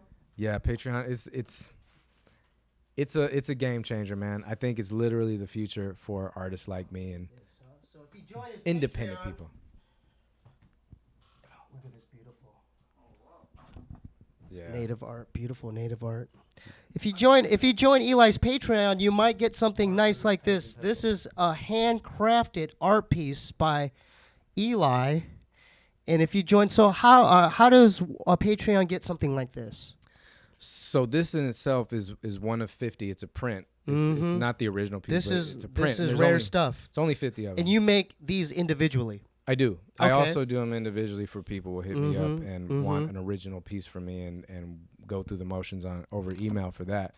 But from $5 and up tiers, everyone gets an exclusive piece of art once a month. That it's a high res scan that I send people. So like I scan the art and send it to everybody digitally, and people will literally print them out at the size I drew them and frame them like this. So it's one of the best parts. This is one of the coolest things that I could offer. Dude, Because this is sick, dude. thanks, brother. Do you take great joy creating stuff like this? Great joy. Yeah. For sure. Like what's the most what do you enjoy most about doing stuff like this? Like as far as art, like drawing and painting and doing this type of stuff. It literally was the first form of art that I loved as a kid. So drawing was the first thing I did. Before rapping and before anything making else, beats it and all was that. drawing. Mm-hmm. For a long period of time, I had left. I wasn't drawing at all. Mm-hmm. And when somebody finally elbowed me into drawing again, and it's like, you should draw for your support, your fans and everything. I'm like, that's a good idea. It brought back, it's a meditative thing. I'll spend 8 or 9 hours drawing because it's real detailed and I use markers and pens. So I'm there and everything else going on is gone out of my head. So nothing's there when in a I'm way, drawing. it's meditative. It's very meditative for me. So I get something out of it. It's very. So the color is from marker? Mm-hmm. This is marker, dude. This ain't paint. He's doing marker. Yeah. What do you think, dude? Look at this, Bryce. Thanks, guys. So if you join Eli's Patreon, you'll get something cool like this, That right? An original song. Yeah. Every month. Yeah. Let's talk about another one of your tiers, yeah, if you can. For sure. For Patreon. Oh man, I just added more tiers. I figure why not have tiers all the way up from $1 to now there's a $9,999 tier that I just what's up with that one? So Might as well. Off the top of my head, yeah, What do I they call get? it the Lovebird tier. All of them are bird related. Get the Lovebird tier. Lovebird if tier. you want this guy to continue making music and art, get the Lovebird tier. That's All right, that's a special tier what right is there. that? What is that? It's literally like for that tier, like the biggest part of that one is I will fly to wherever you are. I'll perform in your living room, do a full set at your wedding, which I've done before, performed at people's weddings before, which is an awesome experience. Like, dude, that's a great. so it's basically like, and I'll take care of my flight and travel and shit as a part of the tier. And besides that, it's a original piece of art that you get. So not a print. You Not get a print. Original piece. Original. Right. So, and there's so much other shit on there. I really tried to kill it with the tiers, Dude, that's bro. a great That's a great Oh, tier, thank you, dude. brother. That's a great tier. Thank you, brother. Lovebird tier. This man will get on a damn plane. He'll buy the ticket. He'll do a whole rap performance in your living room, your wedding, bar mitzvah, All that shit. birthday party, whatever. Yeah. Dude, And when I get there, I'll deliver you a piece of art that I created just for you. That's a one-of-a-kind. that's my goal after this episode airs. No, for real talk. Oh, man. I'm telling you, That'd be if you're a so fan of the Steebee Weebee Show, I want 2 bids on the Lovebird tier. Wow. Would that be a good month? Hell yeah. Would that be a good month for you? That would be fantastic, man. I put it up there just to have it there, bro. Like, In fact, that's the only thing you should be getting is the Lovebird tier. What if you get like 20 oh, my God. and they're like, we want you in China, I'm gone. or- I'm going to China. or we want you in Amsterdam, Dude, or I'm there. I'm there. okay, what would be the ultimate? How many Lovebird tiers could you possibly do? Could you do? They'd have to be spread out, obviously. Could you do 10 in 1 month? Hell yeah, I could do 10 in 1 month. I would So do. okay, I'm putting that out in the universe. This man is able to do 10 Lovebird tier Patreons in 1 month. If you're a fan of the Steebee Weebee Show, make that possible. Make your pledge today.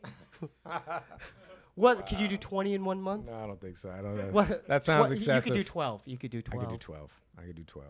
What do you think, George? Yeah, let's add the Lovebird tier to the Steebee Weebee Show too after this. You know, let's the love pod. I can't even do a 10-minute performance. What are you talking about? Let's keep it at let's keep it at 50. Let's keep it at $50. Let's keep it at $50. Okay. I mean, we'll talk after. Jesus, this guy. Dude, Okay. it's pretty awesome that you guys have a Patreon, though. Because Shout out to all the Patreons. You know what I mean? Because I'm like, big real shout talk, dude. Like, a Patreon made this. Oh, really? Yeah, the sign for the show. Steebee Weebee. This sign. Oh, that's so sick. Yeah. So shout out to Gustavo. Yeah, man.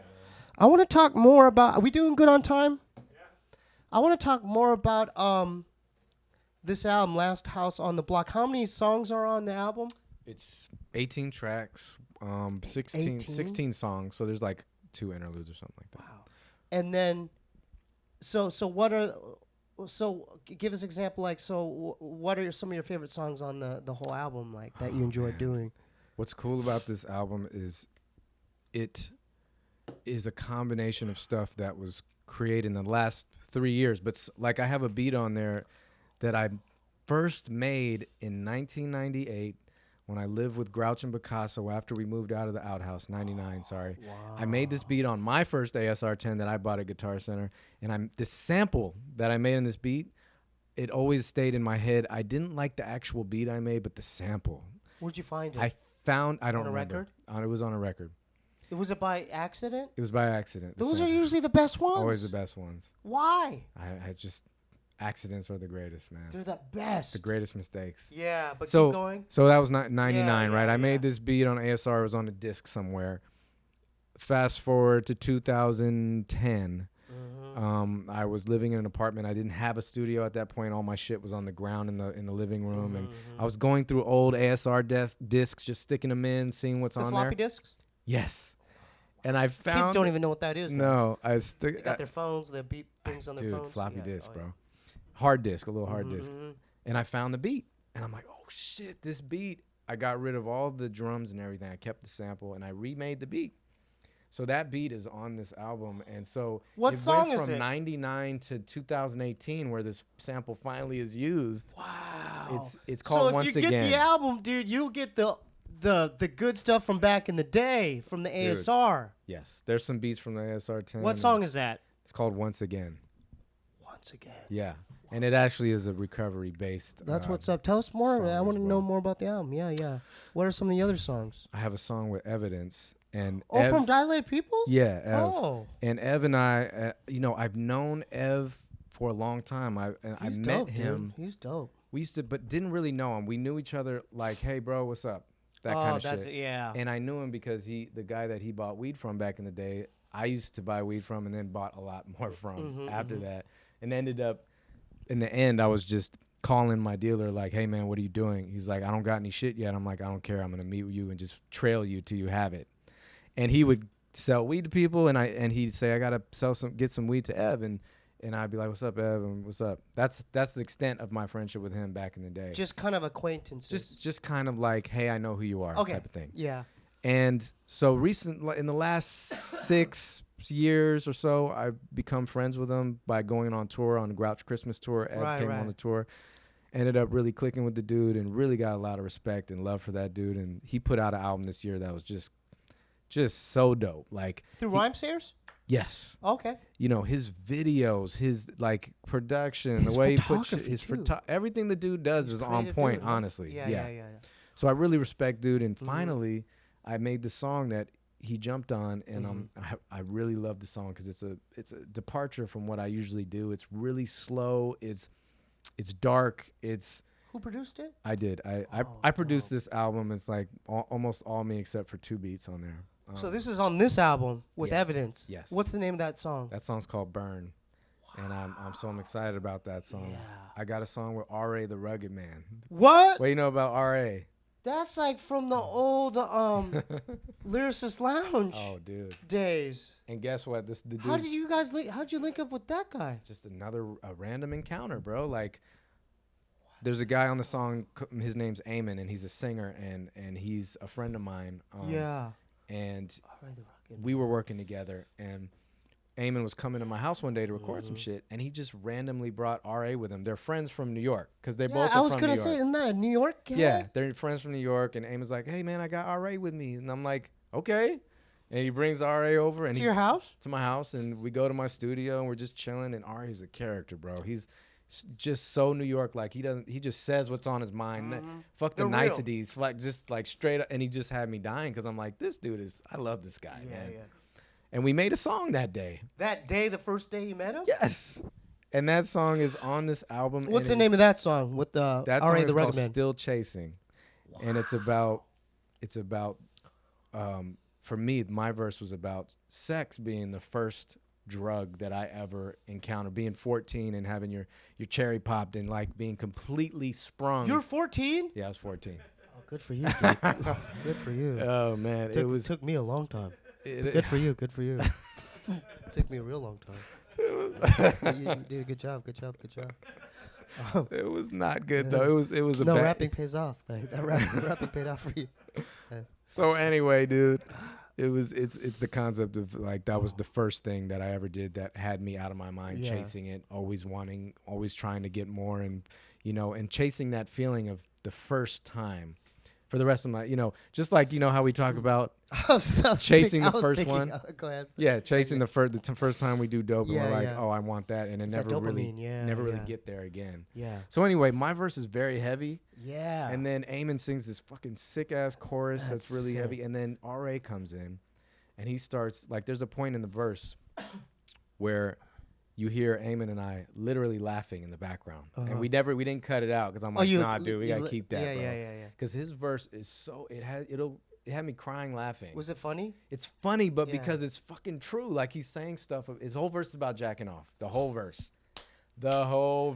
That's awesome. And it's amazing. I'm like, no. The only other verse I've heard that's about jacking off is Far Side on the Far Side album. Oh yeah. And cocoa butter in my hand. yeah, cocoa butter in my hand, and I actually sampled that on the song. And that verse was amazing. And so he does this very vivid verse that I just can't wait for people to hear it. Dude, he was concerned that he was like, dude, you're talking about just real shit, like you're talking about recovery and addiction, and then I come in talking about fucking jacking off on the wall and shit. I'm like, no, dude, it's great. Fucking couch cushions and talking about 80s like supermodels that were on TV. This and album like, sounds amazing. I'm what's really the name excited of that about song that again? song's called Still Chasing. So kids, if you just want to hear that one song, get the whole album because it's worth it. It's worth it. Because what other songs, George, do you know that someone really talks about masturbation? I can't think of one right now. It's and like you would think there would be more somewhere. You spend at it, Yeah. I want to talk to you too because when I Seriously. got sober, my addiction went to that. Sex. No. Oh, jacking off. Yeah. Porn and shit. Oh like yeah. that. Yeah. So we'll talk after. We don't have to talk about it here. We can talk But about it now. well, I was just consumed by it. No, I mean, Because I was dude, just like, I'm like, I was just like It's- laying in bed. I'm like, God damn. Irritable. it's you know what not I mean? weird though. It's not. It's actually normal? not a weird thing, bro. Like But I did it more than once a night. Yeah. So Twice? Twice, Yeah. three times. Is that normal, guys? I hope so. Especially when you're younger and How you many just. songs have you written about it, Steve? None. Come on, man. That's I life. know. That is, dude. That's a huge part of life. There should be hundreds of songs about stuff. That's real what I'm stuff saying. right there, I don't dude. get it, bro. Damn, People are 18 and tracks. he talks about how he was brought up to be ashamed of it. Like it's a shameful act to do that to yourself. And I'm like, because he was brought up in that kind of home, like his mom probably got his grandma, head. mom. He was like, what if my mom saw what I was doing? It's like some real shit. Like, Dude, my mom would find my little jack off socks. yeah, The crusty socks. She'd find that. And then, back then we had the magazines. yeah, for sure. Yeah, she'd find that under the bed. And Yeah. I'm like, she My knows what I'm mom- doing. Dude, my mom bought my first Playboy for me. Yeah. That's a good mom, dude. Dude, my mom was off the hook with it. I She smoked bought you, weed with her those, like when I was those young. magazines were nice. Yeah, they smelled good. Remember the Yeah. smell? Do you remember Owie? Owie? OUI? No. Owie? Okay, it's a French nude. I didn't get to that. Yeah, dude. I didn't get that deep. That was like the cream of the crop. Yeah. But because it went Playboy, Penthouse, Hustler, Right. but then Owie was like left was- field, dude. Yeah. Like, They took it to the woo, max. yeah. It was like a French. You know about Owie? Nah, I just knew Playboy. I didn't even know these other ones. Yeah. So I you have a girlfriend? I have a wife. Oh, hey, dude, congratulations. Thanks, brother. So how'd Thank you you. guys meet? I met her in real life, believe it or not. How amazing is that? Dude, I was literally I was on the 101 and I just had this Wow, dude. I was driving past this restaurant, I was hungry and I just fucking veered off. I was like, I want to try that spot. It's a vegan spot. Okay. I was like, I want to try the spot. I've been hearing about it. Mhm. Boy's been telling me. Parked my car, walked in there, sat down. She's a waitress there. She comes out. I just tracked her. I'm like, in my fucking brain, the most corniest thing. I was like, she's the one.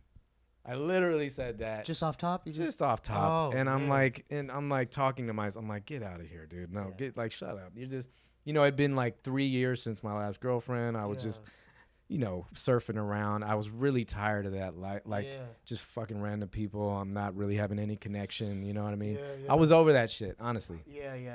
And so there she how did was. There so she you was. just walked right up to her?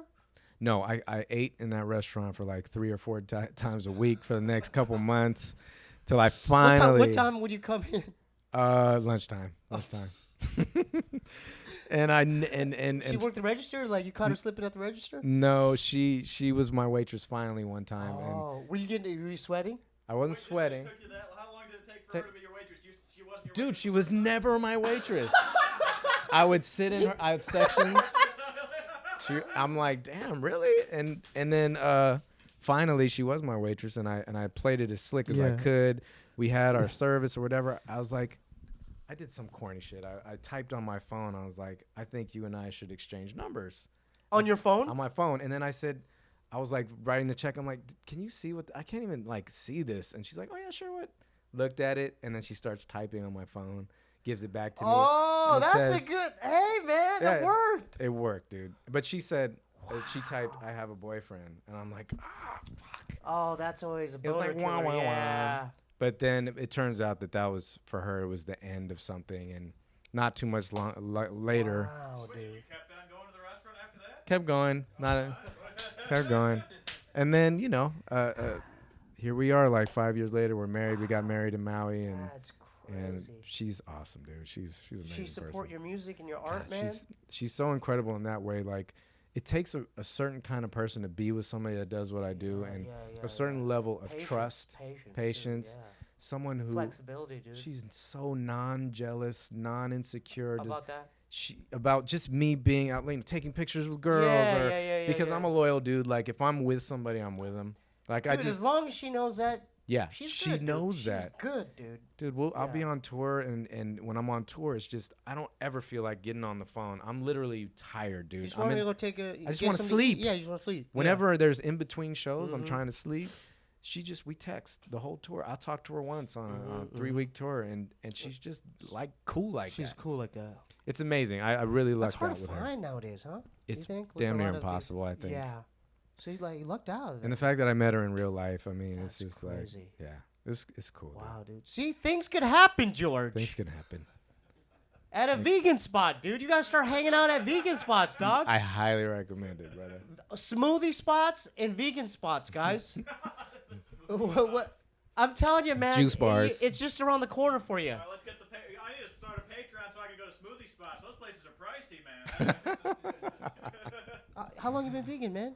I'm not vegan. Oh, okay, it was No, just a spot. I enjoy eating vegan lifestyle, but I'm definitely not vegan though. For sure. All right, man. This wasn't too hard for you. We're not done yet. We're close to getting done. How we doing on time?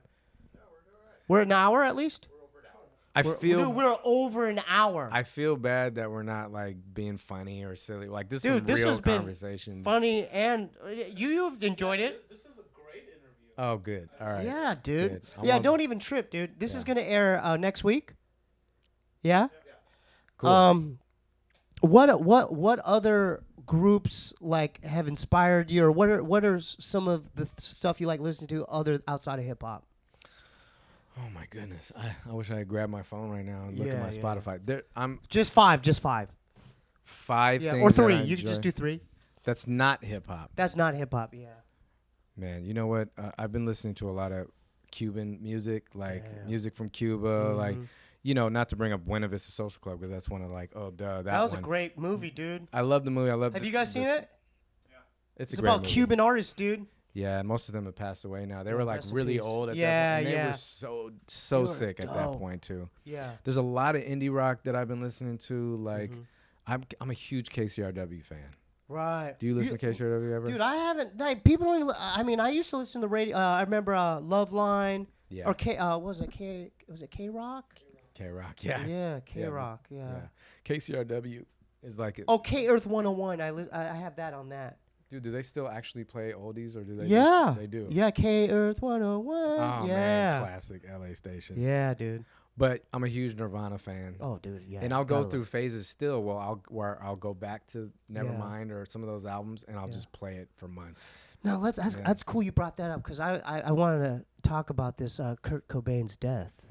Because I seen some documentaries and stuff like So you think, many of them. like, what do you think really? It's a mystery kind of, right? I think she had a part Who, to do Courtney, with right? it. Yeah, dude. It just Yeah, feels I mean, too. Because he was isolated at that crib, And dude. I know he was an addict, and I know he was depressed, but he loved that kid, dude. Who, Kurt? Kid. Yeah, he loved his kid. Yeah. And she was just has such bad energy, man. All those. I've she never just really, seemed never out really of her trusted it, fucking dude. mind, Yeah, never really trusted it. It really it hurts to go back and think about it because if you were a huge fan of Nirvana, it's like Dude, that he man. was We were great, robbed dude. of a fucking just. He was amazing to me. Dude, Nirvana was one of the best, or it's still, and that's the thing. That's when you know the music's solid because it's like, people still bump it. Yeah, like this album right here, like Tribe Called dude, Quest, that's- Marauders, Low End Theory, like those two albums, never go away, never Dude. go away. I mean, I think that's every like hip hop artist or any artist like to do an album maybe even halfway as good as like Even that a type quarter of of stuff. a way, Yeah. dude. It's hard to have a classic album nowadays. Even Beastie Boys, dude. I'm Yeah. a big fan of the Beasties. Paul's Boutique has man. got to be top 10 for me. Yeah, for me, George? Top 10? he's Dust that- Brothers, man. Top Top 10? Paul's Boutique. You know, because, Money Mark's in our band, and I still have not, because he was in the Beastie Boys, and I still haven't met one Beastie Boy. Oh man, We were in New York about to do a show, and he goes, hey, Ad Rock might come tonight. you're like no I'm way. like, and I looked at him like a puppy, like, really? He's like no, He never came. no, no. They never come. Ice Cube, Death Certificate Oh, is yeah. top 3 or 5 of my favorite Yeah. hip hop albums. There's only one song I don't like. Which one is that? Black Korea. Oh, you don't like that song. I remember when they used to have news Yeah. stories about that song. Yeah. Like Ice But Cube. that was some real stuff because that was Oh, like it during was the tension, riots and tension, stuff. Yeah, so much tension back then, Mm-hmm. and yeah, there was some harsh shit on that album for sure. No, he's one of my favorites. It's one of my fucking Yeah. favorites. You know. So what about America's Most Wanted? Oh, that's fucking classic Yeah. too. I think, but Death Certificate really was the epitome of. He told a story throughout the whole thing, all the interludes, I have to everything. listen. I haven't Oh heard, my goodness, I haven't heard bro. that. I haven't heard that in years. Hold on, I got it. Yeah. Oh, that is sick. Look at that. Damn, who did that? Nico Hurtado was a just ridiculous portrait artist, tattoo artist. Shout out to Ice Cube, dude. Yeah, man. Damn. He's so I put him on my leg, man, for sure. Damn, that's, oh my God. He's never done anything bad. He's always, right? I mean, name one thing Ice Cube has done that's bad. It's all been good. Well, George? Are we there yet? Is that his movie? What? No, you're not gonna offend me, bro. Like, I grew like Dude, I how don't. long did that piece take? That was a 6-hour piece, and it. Does it hurt right there, dude? Oh, Like, dude, it hurts, dude. Dude, like on your leg? Yeah, dude. Ooh. And I had to drive home from like Indio or somewherever he was, and I Yeah. could barely. My leg was like meat. It was just a sack of blood. So, like, how do you get in the mental space to sit through a tat session that Oh long? God! Do you just like lay? You just like lay on? Sometimes I do that, but he was really like I've talked to him a lot. Yeah. He was playing podcasts. He was playing like a bunch of cool shit. So I was like Yeah. distracted. But towards the end, last couple hours, I'm like on the inside, I feel like this. Like Yeah. I just can't take it anymore. Well, like, you know that's interesting. How many you got? I noticed you have quite a bit of tattoos on. I got quite Like, a when few did you start tattoos. getting ink Late, up? bro. Late. What? 24. How many you got? I don't know, dude. On your head? Yeah, me and George got one together. You did? Yeah, George, show Eli. Oh, that's Yeah, is, he is got that a that. little angel guy? Yeah, like yeah. looks like a Christmas And I ornament. got I designed that with my brother. Oh, that's dope. dude. Yeah. So I I love did, it. yeah. So shout out to my brother. Somebody executed it well too, huh? Yeah, I brought it. I drew it on an index card, and they just That's dope. Dude. Are you gonna get more? Cause I want to get more too. I've kind of slowed down a lot. Yeah. Does that hurt on your neck, dude? Dude, they all hurt, bro. They all hurt. The ones on my head, probably. Ouch. And they were only like 45 minutes, but it's like you can't escape the needle. It's right by your ear. It's grinding. You hear it grinding your pores. So it's like you're just like. But it was. I've kind of slowed down because my body's kind of like, motherfucker, I don't like this shit anymore. Like, Yeah. I'll get sick. Like, it'll make me like, my immune system will drop down when I get them now. So Right, I'm right, like, right. I'm just, if any more that I get, I wait for like ridiculous artists. Right, Where right. I'm paying a couple G's for the thing. What was your very first tattoo? It was this this eye right here, which I drew. Oh, you've used that on your Yeah. album art before. Yeah, for sure. I used it on Yeah. album art, and I got it in Japan. Actually, Oh, my first wow, tattoo look was at in that. Japan. Is that like the eye? Like, where'd you? Did Eye you of do Horus. Eye of Horus? Yeah. It's a derivative of that, just the third eye Wow. concept. But yeah, that was my first one, bro. And then what is that one? It follows. It says I'll follow. Oh. You, Mr. Dark. You know that song, Death Oh. Cat for Cutie? I don't know. Have you heard of that, George? Yeah, it's pretty famous. Wow, cool. But Yeah, yeah, you're making I me don't want to know get shit. more too. Does it hurt on your knuckles in your hand? Yeah, they all hurt, dude. Yeah. They all hurt. Yeah.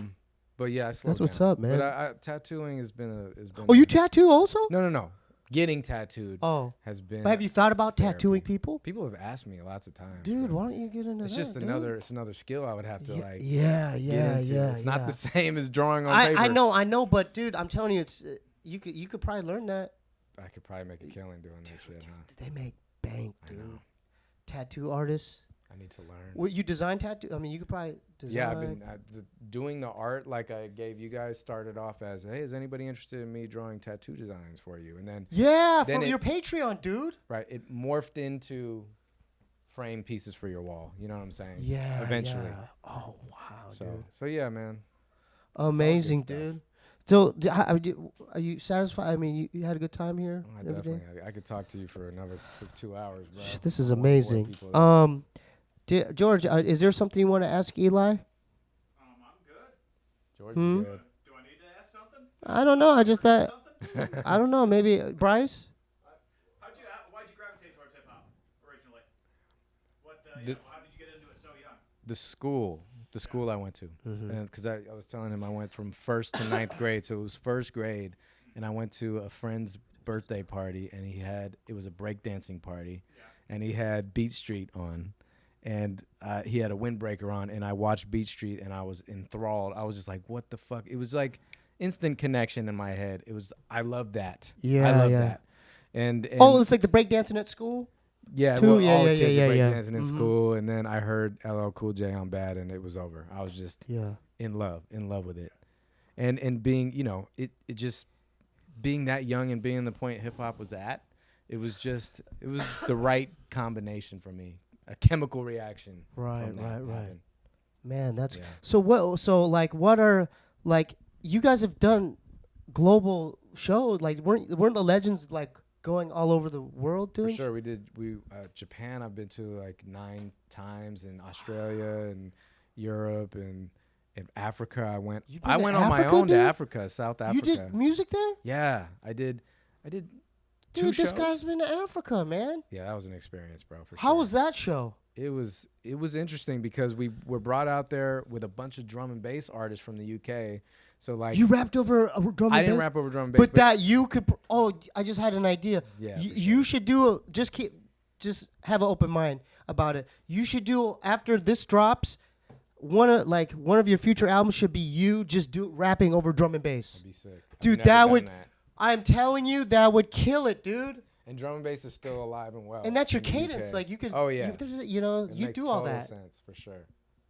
I just had another idea. I just cause I reached out to RAW. Shout out to RAW. And because I want he's gonna be on here soon. Oh, dope. So maybe I'll throw it out in passing if you're cool with that. Oh, of course. I'll be like, you and Eligh should. I'm down, Tula. dude. I'm down. How dope would that be? I'm down. RAW doing the beats. Yeah.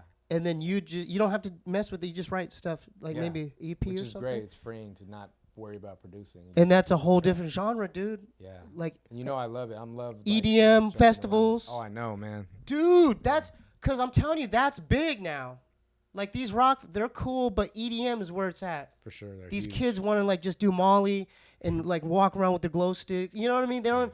You know what's a trip, man? Coachella, motherfuckers don't even like go for the music anymore. No, they go for the city It's of people. the selfies and. It's pretty. What do you think about that? Like, I don't want to end it on a low note like that, but like, what, No, just get it. I don't want to talk shit about Yeah, it. yeah, I yeah, just yeah. myself. if I- Because Money Mark, Money Mark was with the BCs when they first started, Right. and it was like Beasties, Right, and right, all right. the like Flaming Lips. Oh, yeah, love Flaming yeah. Lips, dude. Coachella, Living Legends performed at Coachella fucking 15 years ago or whatever. That's when it was good. When it was still like a thing, and now it's Rage just Against the Machine. I don't think I could make it going to one of those things. I'd be so anxious around a city of people, and you're like trying to see an act, and you have fucking binoculars you can't even see. It's too much, dude. Yeah. It's just too much. But that's just me. A lot of people fucking But love dude, it, you guys should be the ones headlining that now. Well, they got that Walmart. Beyonce, dude. Beyonce's Oh headlining. yeah, Beyonce. It's huge now. It's huge. And Eminem, fucking, huge people. Like it's Yeah. not. It's not a spot for underground. I just shit thought of anymore. another idea.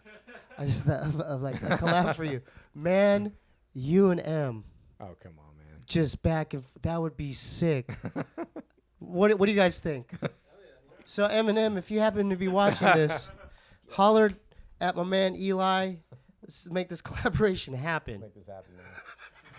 Do the lovebird tear. I got you, man. So okay, let's start plugging in everything. Okay, so the album's dropping soon. 6/15, 18. Okay, and then when's the listening party?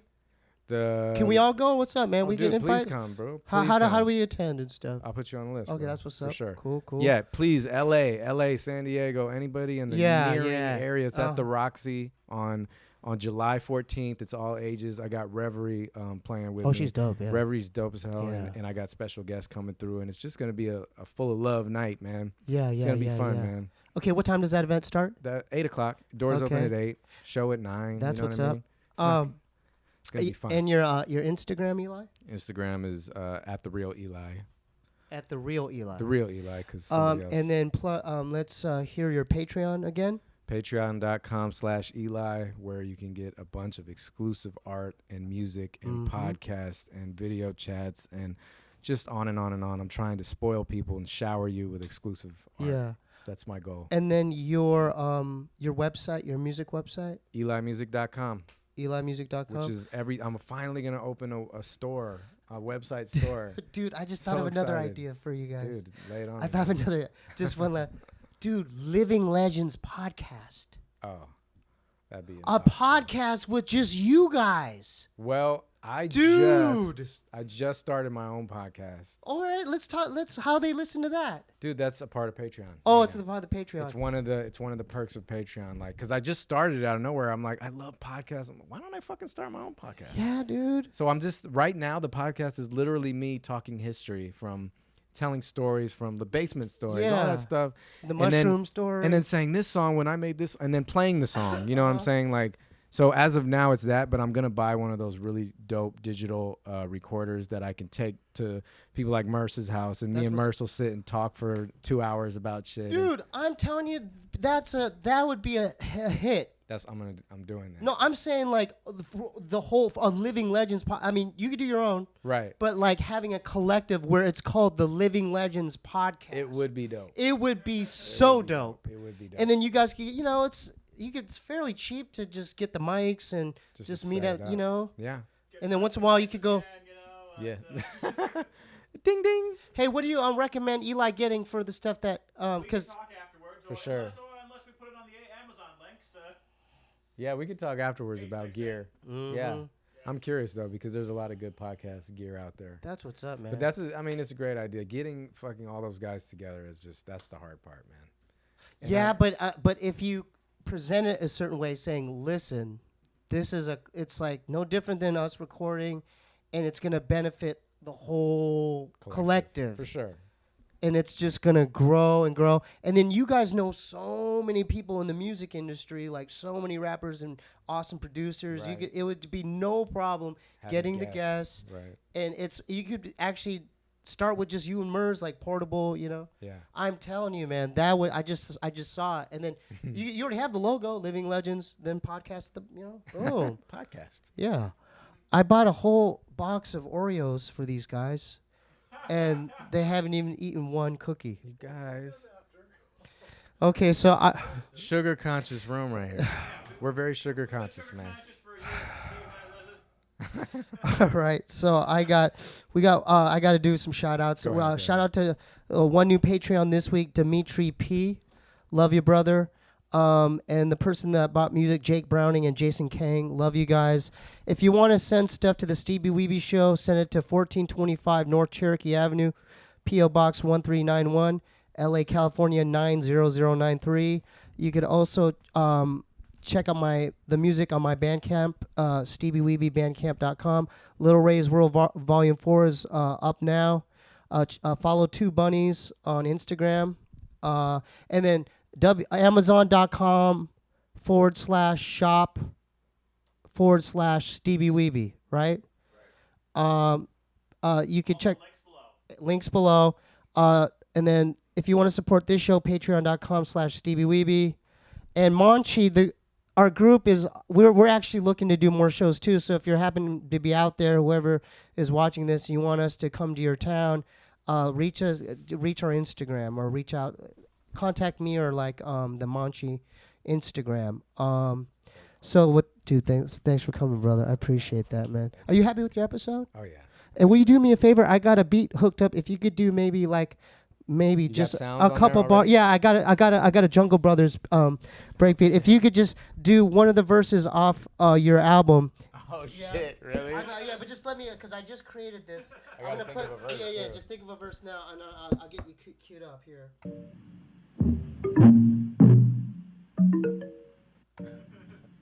Not to put you on the spot or anything. Yeah, right. There you go, Steve.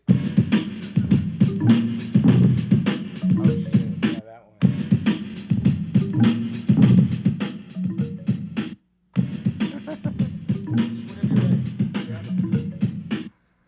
I got you on my sights again. Dude, I'm so distracted by a drum beat. I can't even think about it. Be something older. It fits together like bricks stacked in an orderly fashion when I'm building up my confidence surrounding my controlled habitat, split in two. Which rabbits lie? Which holds the key to free my destiny? Survive? Survival of the fittest is the medicine, the key to free the mind. So the mental intricate tricks put upon my being. Since the birth of a sorcerer came under the Pisces sign. Alcoholic rushing, gushing like rivers of gold. Holding my breath with the fish. Early death is not a wish. I'm not Bronson, but it haunts my conscience on a constant. Soaking up my compliment. One hand in Wonderland, one hand in the contraband. Underwater, chase the rabbit to its destination. One hand on the pipe, one for the blunt, one for the medicine. One hand on the bottle, one for the door so they can let us in. One hand for the glass, one for the ass, one for the pattern pen. See the rabbit, gentlemen? That is not from this album, but that's the only verse I can All think right, of. man. Thanks for tuning in. That was sick, man. Hell yeah. That was sick.